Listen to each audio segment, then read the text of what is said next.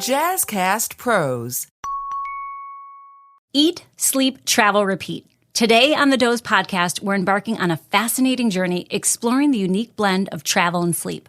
For those of you with wanderlust, this episode is a treasure trove of insights and tips on maintaining restful sleep amidst your adventures. What's more, I'm bringing real-life stories to the forefront. Joining us today for a candid conversation is a remarkable guest with over 2 decades in the hospitality industry and extensive experience as a travel manager for a global hotel chain. She's joining me to talk about what it takes to find quality sleep when you're constantly on the move. She is no stranger to the challenges of constantly being in new cities, jumping from coast to coast, climates, altitudes, time zones, and of course, sleep environments. She has experienced it all. So stay with us to learn some quick tips on creating the perfect sleep sanctuary sleep kit when the bedroom you're in is always changing.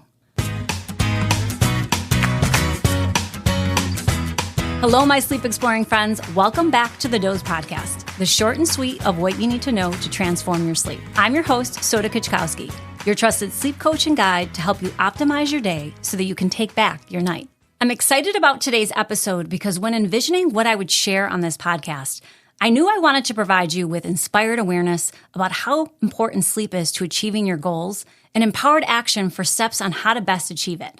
And my first guest encompasses just that. She is my best friend of 34 years, but also an expert on what it's like to live on the road. So whether you're planning a trip across the world or to a new time zone, if you yourself travel extensively for work, or if you're just looking to what will make the most challenging bedroom sleep-friendly, this episode is packed with what you need to know. Hi, bestie. Thank you for having me on. I'm so glad to have you here. Now, I do want to mention that I did say that when I started interviewing people, I would be changing to video, but we just couldn't make it work this time. My world traveling friend here is just off of a trip from California, and she was delayed a day in Chicago, and she just made her way to us for a few short days. But, you know, that's life on the road. It isn't the first time it's happened, and I'm sure it probably won't be the last. Plus, we had a delay in the delivery of items for our lounge. So here we are. We're in studio, and we're making it work and bringing you more of what you need to know. It still looks really nice in here. So to start off, I just, want to give our listeners some context. So do you want to just share a little bit about how you got into hospitality and how the norm for you actually became life on the road? Absolutely. I started as most people do in hospitality. You start right in the front line. So I was front desk. I was a bartender at one point, a waitress. I've done pretty much every job you could have in a hotel, maybe except for event management and sales. But we're all salespeople in a hotel, as we say. And I've been in the hospitality business for about 25 years now, I would say, between various jobs and different companies. Right now, I'm in a role that requires 100% travel, where I'm in a different place all the time, working remotely. And I love that job. I've been doing it for a super long time, and I lay my head down to sleep in a different place every single night. So I'm a little bit spoiled that my best friend is in the sleep industry and I get all the nice tips and tricks, So being that you are remote and that you are on the road all the time, would you say that you have had a favorite place that you've been thus far? I like the teams that I've worked on.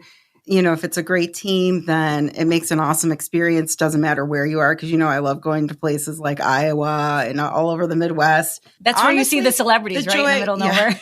The joy in travel for me is that each area there's hidden gems everywhere. Growing up in Buffalo, New York, we have winter so much time during the year and people kind of dog on it. But in all honesty, every place I go has some kind of beautiful fact or story or history behind it that's really interesting. I have yet to visit a place that is not interesting in some way or another.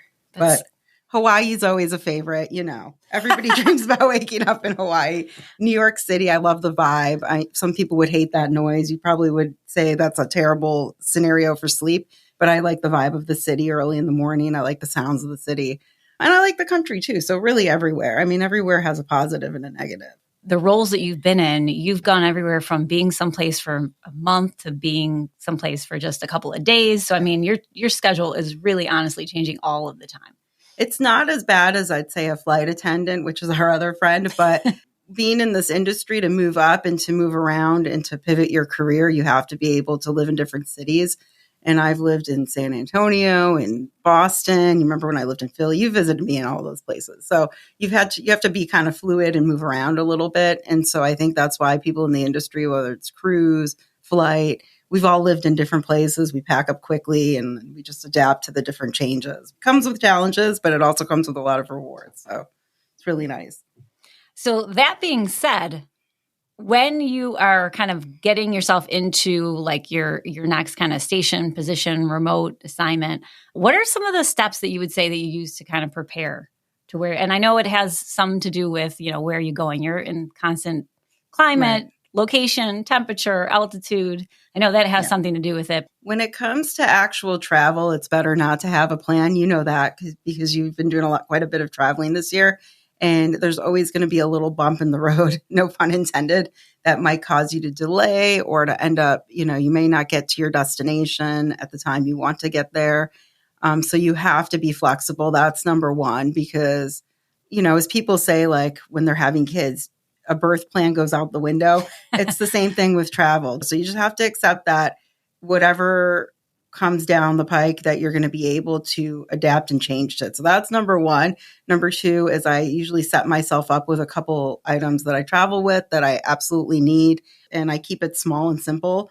I'd say on one end, be flexible, but on another end, be prepared in some sort of way. And it's not even items that you sell. It's just things like if you can't go to bed hungry, to have some kind of snack, something that's like nuts or like granola or something like yogurt or like cherry juice or something that is light and, will help you get the best sleep of your life versus like having a burger from Uber Eats at 11 at night where you're going to be up until like 3 a.m. and not get enough rest for your day. No, I totally get that. On my trips, that's like the number one is making sure that I have snacks because some hotels don't even have vending machines. No, it's true.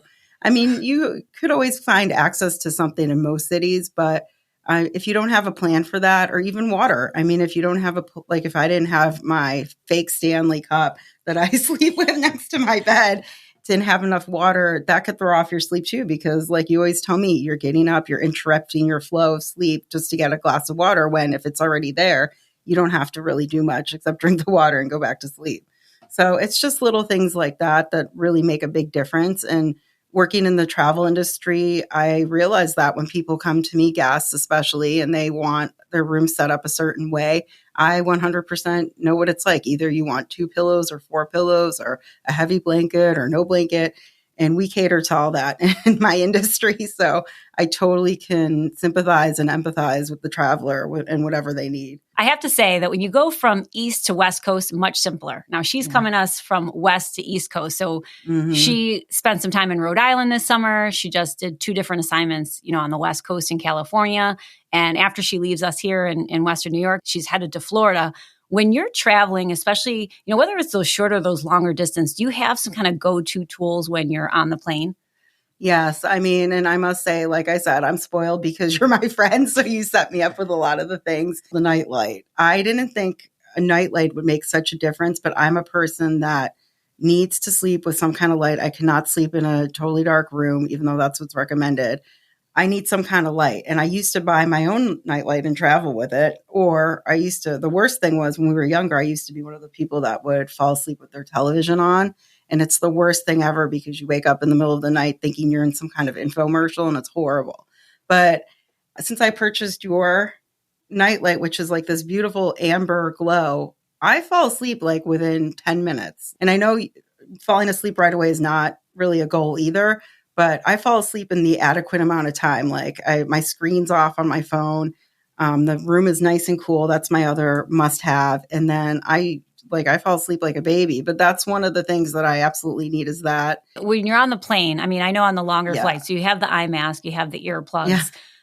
One thing that I have to know, and hopefully this is something that you're partaking in as well, a lot of times people really underestimate the value of making sure that you're staying hydrated. A lot of times people like to drink on the plane, but that can become very dehydrating and make it much harder to get acclimated to the new time zone as well. I think that comes with age too. We always talk about, I do not really have any kind of alcohol after a certain time of day. It's just setting myself up for wanting to be up all night. And same thing with caffeine. I love caffeine, I do. but I don't no longer have a cup of coffee at like 6 at night, not unless I'm on vacation. You don't have anywhere to go the next day. But I mean, you still want to do things on vacation that may require you to be up at a certain time. So if you stick to a routine, it's much easier than veering off the routine. All the little things add up to a restful night's sleep or getting adequate rest. It's not even maybe a restful night's sleep, but being well rested is the best thing that you could be. It starts off your day perfectly. So I think like all the little things that you could do, not everybody has access to, I think, a lot of the items that maybe I would have access to with you being my friend. But at the same time, you need to keep evolving in that sense. So if you're not getting great sleep, it's all cyclical. So, hormones change, environments change, life changes, and if you're not changing and altering your plan towards that, you're setting yourself up for not having the best rest or sleep. There's definitely something to be said about tools when you're changing time zones. Now, we're all familiar with daylight saving time, which we're trying to eliminate, right? Because it's not good going backwards or forward. No one likes it.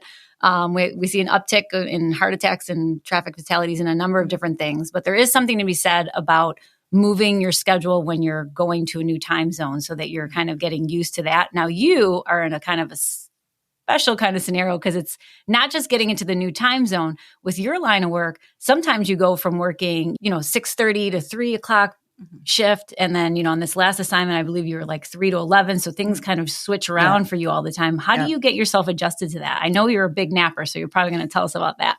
The nap thing I just started recently. And it's so funny that you mentioned daylight savings because the amount of memes this year about daylight savings and it affecting people's complete attitude over, is it day? Is it night? Am I supposed to be eating right now? It seems to this and that. It makes you realize how relevant everything is to sleep because everybody's talking about it. So what do you do when you're like changing, like for instance, like you were in California, right? So there are 3 hours. Oh, shift changes. Yeah. Okay, so what do you do to get yourself set up to that next one? You know how I like to veer off topic. This last round, right away, I was getting less sleep. So I was only sleeping 5 hours because daylight savings and my shift change happened at the same time. So the first few nights I tried to go for between 6 and 7 hours. That's what I need. That's my sweet spot. I know that's not for everybody. Some people need less. Some people need more. When I wasn't getting that amount that I needed, I actually just added a nap to my morning of 25 minutes, because you used to call me and I was like, the timing. I always used to say that it's out the timing. Yeah. I took my nap between 11:30 and noon. And it was great. I mean, I never would yawn during my shift. I would get there in at 3 most days and out between 10 and 12. And I never had a slump. I mean, I don't have slumps at work anymore. So that's really the number one thing. I would say if people really want to know what's the number one thing that's been life-altering about getting enough rest is that you don't have a sluggish slump midday. Like whatever that midday is for you. Sometimes my midday is 7 p.m. Sometimes it's 2 p.m. I feel like I need a cup of coffee. Like I have to have a cup of coffee or else I'm not going to get through the rest of the day. So since I made those small changes and I get what I feel like is enough rest now, I don't have to rely on caffeine and things like that. And I'm rarely, you'll rarely hear me say I'm super tired. Now, would you say, because I mean, I know I've always known you to be more of a night person. We're in studio at night right now. Yeah, of course. Getting this done. If you had obviously your schedule's always changing, but if you had to pick your perfect schedule where it was this is the time I need to go to bed. This is the time that I want to wake up every single day because I get to choose my hours. What would that be for you? My bedtime would probably be ideally, I love falling asleep between 12 and 12:30. Mm-hmm. I like to see a little bit of so you're still more that night owl. Oh, definitely. And I think I always will be because my mom was a registered nurse that would work 3 to 11. So we were always used to seeing her during that time and she was always up late at night. I like that a little bit more. I'm more of an evening person. The times I get up early in the morning, I appreciate the fact that I'm up earlier, but then I definitely have to go to bed earlier. So that's the catch 22 with that. It's you get up early, you got to go to bed early or else you're just completely 9 p.m. You're drowsy and all that stuff. Mid-shift is my kind of golden time. I love that time of day. Yeah, it's always an interesting question because I'll have people who, they want to get, is there my brother, for instance, he goes to bed at 7:30 and he gets up at 3:30. But he's more of that early riser, kind of lion chronotype, but that's also kind of the work schedule because he wants to get it out of the way, but also naturally he's more inclined to want to go to bed early. So it works for him. Well, it's interesting because while I travel, when I study trends in travel, right now they're saying that the 4 p.m. and 5 p.m. restaurant reservations are becoming like the hottest thing because people are going to bed earlier and earlier, whereas the 8 and 9 p.m. reservations were always like, oh, that's the time. But now people are kind of shifting a little bit, and the 4, 5, 6 p.m. time slots are way more popular than the later times. Oh, no, absolutely. When I go out to dinner with my family, my husband always says, he goes, are we here? This is like, we always think about it as like the senior hours, right? Yeah. But I'm like, I love going to dinner at 4:30 or 5 o'clock. You beat the crowds, you get in, and it's like the swarms of people are coming in when you're kind of on your way out. So in terms of like your favorite place, I know that you said Hawaii, right? But what's been your favorite place to lay your head? Because I mean, obviously, like, when you've been in Colorado, there's something to be said about like the altitude, the temperatures in Arizona when it's hotter and so forth. What would you say has been the best for you? The best is now probably my home that I have in St. Louis because I recently made a home purchase. So I would say laying my head down at my own place. I live in a loft, so that's a little bit different too because it's an open concept. Like you're not sleeping like in an enclosed space. So I would definitely say probably my home in St. Louis. Yeah, she put up roots this year. Yeah. And then what would you say has been your worst? I'm going to say not even related to work, and some people might really come for me for this, but anything involving camping is not a go for me. I cannot. Same. I don't know what, like, I get it. People who are real outdoorsy are like, oh, there's, and we used to tell the campers when I was a camp counselor that you acclimate to the ground. Have you ever heard that? Like with your sleeping bag, like, oh, you'll acclimate to your body will acclimate to. No, it doesn't. First of all, it's hard. And then, bears, come on. Maybe in our younger years. Yeah, that was pretty cool, but like not now. Yeah, I mean, I think I could rough it, but I'm definitely a running water glamping more type of person. I think with that, I mean, there's something to be said about connecting with nature, which is why, I agree about that. Everyone has a green thumb now, and we're bringing the plants indoors, which, has a lot to do with improving our air quality, which can improve our sleep. But there's also something called grounding, which, when we get into like traveling across different time zones, that's where you can get into like jet lag, and that's where we can see that disruption in circadian rhythms. And there's been some kind of research that's been conducted that shows that if you like take off your shoes and you walk in the grass, that you kind of can connect with the time zone you're in. I recently read about that, and I think they are onto something. I don't know if we fully need to sleep there, but frolicking seems fine to me. It seems like a good stress reliever middle of the day. I like that concept of it, but sleeping out there totally, that to me is really tough. Okay, so back into the actual bedroom. Uh-huh. Besides your nightlight, what would you say are kind of like the things that you would put in your sleep kit that you cannot live without? Well, I would say adjusting my temperature. That's always in my sleep kit. Ideally, I like the room to be between 66 and 68. That's the first thing I do. That's the recommendation, so that's perfect. I travel with some clips. I always clip my curtains closed to make sure I don't have any light coming in, which that never bothered me before. But once I really, set a set time that I'm going to put my phone down, I'm not going to drink caffeine 4 hours before or alcohol. Once I did all those things, it's like the light kind of did bother me. So I think clipping your curtains closed is another big thing. I think noise is really hard to manage because you could be in various places and you may not be able to control that. I'm not an earplug person, but for me, the noise doesn't really bother me. But when I'm home, I have, sounds that I like to listen to. So that's why I said it's kind of short and sweet. I travel with some sleeping type aids like the magnesium. I mean, the nightlight's a big one for me. With all the traveling I did over the last year, like I am sensitive to noise. So I wear like the moldable earplugs, but I also, there's a number of free apps on the market that have different like soundscapes. So like for me, instead of traveling with a sound machine, I just put an app on my phone and it kind of blocks out whatever outdoor noise. So it's like kind of different strokes for different folks, whatever it is that you need. A lot of these things are readily available. Your smartphone has so many different of these features, but like the nightlight for sure is a big one because you can put it not only in your sleep space, but in the bedroom. A lot of these hotels, I mean, still to this day, they have these like blue light that emit from not only like your television, but from like the smoke alarm and the night lights. They make them like blue and green. And, all of that stuff is not conducive to sleep.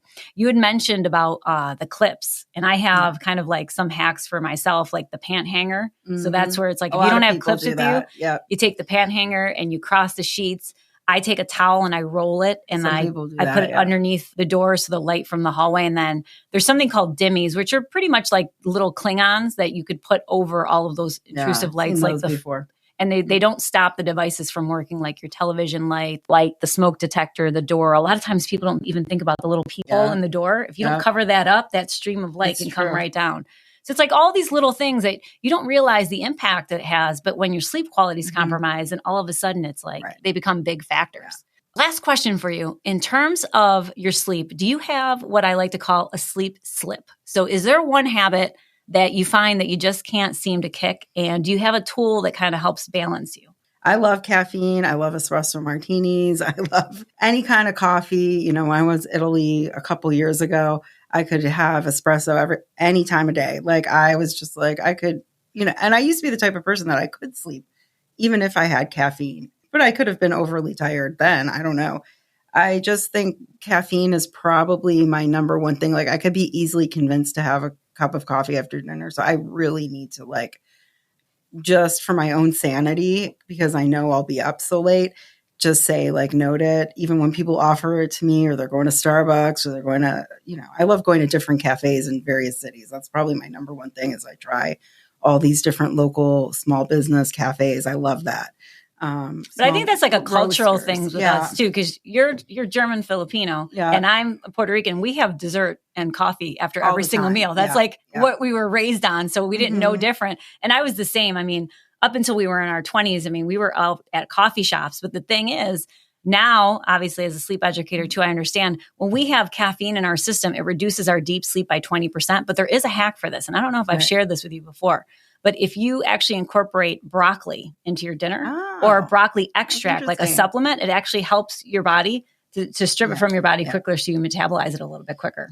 And I would say my other slip is that I scroll like everybody else. I love to scroll. Like you start looking at one thing and then you go down the rabbit hole of, oh, when was so-and-so born? Or what other movie were they in? Or what's the, what is everybody talking about? This and that. Let me Google it. And then so I totally fall into that where, even listening to your podcast one night, I was like, okay, I got to go to bed. This is so crazy. I can fall asleep listening to podcasts, but I try to fall asleep listening to nothing. So, I don't even try to start a podcast with in mind that I might fall asleep during a podcast or a show, because I don't want to do that. You don't realize it, but it affects you some way or somehow, because you do wake up later on in the middle of the night and you're like, what's this noise? What's going on? So it's a sleep disruptor. And so that's my other thing is just scrolling. Yeah. Well, I love that you say that, because that's the thing when it comes to our sleep. While, obviously I own a company and we do sell sleep enhancing tools, sleep is free. Yeah. And it comes down, if one recurring theme through everything you shared with us is, setting yourself up, doing the things that are natural. You're not necessarily having to invest in anything, but just prioritizing the things that that are going to impact your ability to fall asleep and to stay asleep throughout the night. And I want to add, so I do have a sleep slip, and I've mentioned this before on my podcast. I like to watch TV at night. It's kind of like the way that I like to unwind. Yeah. And, while not everyone has the same sensitivity to light, obviously amber lighting in the bedroom is going to be great because that's going to help your body produce melatonin. You need to use my blue blockers. Anytime after 8 o'clock, if they don't go on my face, 12 o'clock, I'm saying to my husband, I miss my bedtime. And I talk about this every single day. And it's so easy to fall into those patterns because when we're inundated with this blue light all the time, it's sending signals to our brain that it's time to be awake. And even if, you say, oh, well, I'm going to be better, I'm going to turn off devices an hour before bed. Sometimes we do need those tools to kind of support us because we do have those slips because it's human, right? Absolutely. We have the kind of the things that we like to go back to. So sometimes those tools kind of still let us enjoy those things, but get us to a place where we can feel rested. Right. And what I was going to say, going back to a sleeping kit, and this was one thing I did not mention, is to treat sleep like a workout plan. Even if you have to work an hour late or an hour earlier, that would throw off your workout. Think about that in that way. That would throw off your gym time. So you have to alter your sleep schedule too. So anytime your schedule calls for it, where you're working or going to a meeting and it will throw off your sleep schedule, you need to figure out what you're going to do about that. I've canceled dentist appointments that I have in the morning because I need to ensure that I'm going to have that 6 to 7 hours. So don't set yourself up that way where it's like, oh, I'll work till 11 and I have an appointment at 6 in the morning, or, I'm going to meet with a trainer at 6 in the morning. That is not a good scenario because you still need to get your ample sleep between, the time whenever you're leaving work and then going to whatever your next thing is in the morning, or if kids, things like that, brunch. If you didn't get that 6 to 7 hours of sleep that you need, it could be totally off. So you need to pivot and alter your sleep schedule. Sleep, we talk about it all the time. It's the only acceptable taboo that's left for people to be like, they're tired, and I have no shame in my game. I will cancel something if I know that I need to get sleep. So I just keep that in mind, like when you schedule yourself and overschedule yourself, to always come up with a plan for sleep that's similar to like a workout plan. I love it because that's my recurring theme is that just show up as your best self. Right. Get a good night's sleep. I love it. Just to wrap us up, I want to just run through a quick fun exercise with you so our listeners can learn a little bit more about you. So, coffee or tea? Both. I'm not a matcha person. I know everybody's crazed about matcha. I've even tried to make it the proper way you're supposed to with like the wooden thing, but I still like coffee over everything. It's just, to me, I love the smell of coffee in the morning. So movies or books? I think books that become movies. Oh, look at her. And she does channel the inner Reese Witherspoon. I love our Oprah's book club. I love when the books turn into movie, even if they're completely different. I think that's really interesting. And that was like a genius business idea. So loud or quiet? Do you prefer the silence or always having background noise? Some people like having the TV or music on all the time. I'm a multitasker, so I like loud. Okay. Yeah. How about takeout or cooking? Definitely cooking. And when I have a kitchen. Which is almost never. Sleep in or nap? I think wintertime nap because I like napping when it's cold, but sleep in otherwise. And then slippers or slides or flip-flops? Oh, definitely slippers. I don't like to see toes. Those are some amazing choices. I like those. Thank you so much for joining me today, Marie, and for being my first guest and for sharing your experiences with my listeners. I know how limited your time was on this trip, so I truly appreciate you making it happen. You are a complete gem. I love you, girl. So thank you for joining us on the podcast. Cheers, everyone, and happy sleep. Remember, wherever your travels exploring takes you, sometimes good sleep is a journey in itself. Travel can disrupt our sleep patterns, but with the right strategies, we can still enjoy restful nights. I hope that you found value in our time together today and that we've provided you some useful insights to guide you through what you need in your sleep kit to create your perfect sleep sanctuary and tips for keeping your sleep in check while on the road. We would love to hear your stories about your travel sleep experiences, so please share your favorite sleep tip in the comment section below. Until next time, thank you for listening. I'm back every Wednesday with a new episode, ready to share my knowledge and empower you to take control of your sleep. If you've enjoyed what you heard, please subscribe to the Doze Podcast. I still have lots to share with you as we work together towards creating solutions around your unique sleep challenges and needs. Until then, remember, you're pure potential if you change how well you sleep.